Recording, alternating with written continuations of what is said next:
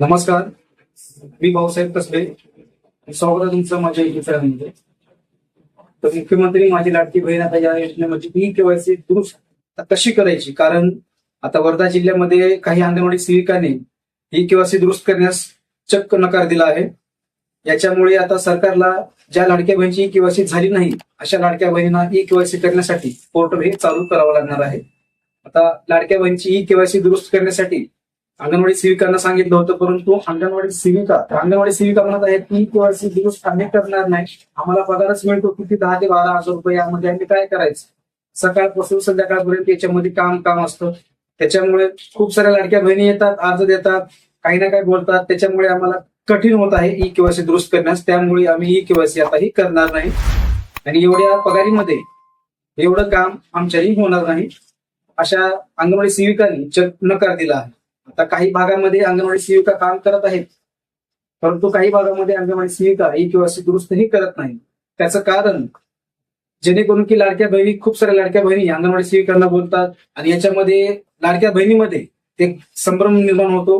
तो म्हणजे त्या लाडक्या बहिणीचे डॉक्युमेंट घेतले, आमचे का नाही घेतले, त्या लाडक्या बहिणीची ई-केवायसी दुरुस्त केली, आमची का नाही केली, अशी समस्या ही निर्माण होत आहे. त्यामुळे अंगणवाडी सेविकांनी चक्क ई-केवायसी दुरुस्त करण्यास नकार दिला आहे. तर सरकारला आता ई-केवायसी दुरुस्त करण्यासाठी जे काही ऑनलाईन पोर्टल आहे ते चालू करावं लागणार आहे, कारण आता याच्यामध्ये काही पर्याय नाही. ज्या लाडक्या बहिणीची ई-केवायसी चुकली आहे तर अशा लाडक्या बहिणीची ई-केवायसी दुरुस्त कशी होणार.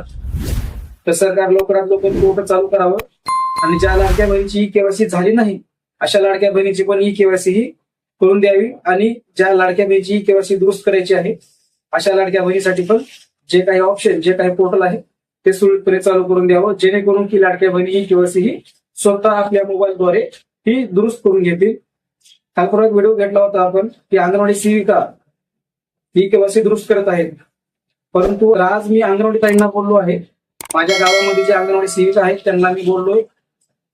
तर यामध्ये त्यांनी मला तेच सांगितलं की यामध्ये खूप त्रास आहे ई-केवायसी दुरुस्त करण्यासाठी. ज्या लाडक्या बहिणी येतात, फॉर्म देऊन जातात, काही लाडक्या बहिणी काही ना काही बोलून जातात, त्याचा फॉर्म घेतला, आमचा काय नाही घेतला, लवकरात लवकर आमची ई-केवायसी दुरुस्त करून द्या, तुम्हाला सांगितलं आहे.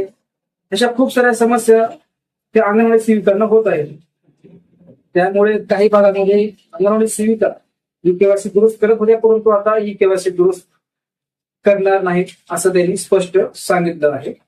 तर ई-केवायसी दुरुस्त आता अंगणवाडी सेविका ही करणार नाहीत. आता ज्या लाडक्या बहिणीची ई-केवायसी दुरुस्त झाली नाही, आता अशा लाडक्या बहिणींना पैसे मिळतील का, हा एक मोठा प्रश्न लाडक्या बहिणींना पडला आहे. ज्या लाडक्या बहिणीची ई-केवायसी झाली नाही त्यांची ई-केवायसी होणार का होणारच नाही, असा पण एक प्रश्न लाडक्या बहिणींना पडला आहे. तर सरकार लवकरात लवकर ई-केवायसी पोर्टल चालू करावं. ज्या लाडक्या बहिणीची ई-केवायसी चुकली आहे अशा लाडक्या बहिणीसाठी ई-केवायसी दुरुस्तीचं ऑप्शन द्यावं आणि ज्या लाडक्या बहिणीची ई-केवायसी ही झाली नाही अशा लाडक्या बहिणीसाठी पण ई-केवायसी पोर्टल हे चालू करून द्यावं अशी सरकारला विनंती आहे. तर सरकारला याबद्दल लवकरात लवकर निर्णय घ्यावा आणि ई-केवायसी पोर्टल हे त्यांनी चालू करून द्यावं, जेणेकरून की सर्व लाडक्या बहिणी ई-केवायसी ही दुरुस्त करून घेतील आणि ई-केवायसी ही सक्सेसफुली पूर्ण करून घेतील.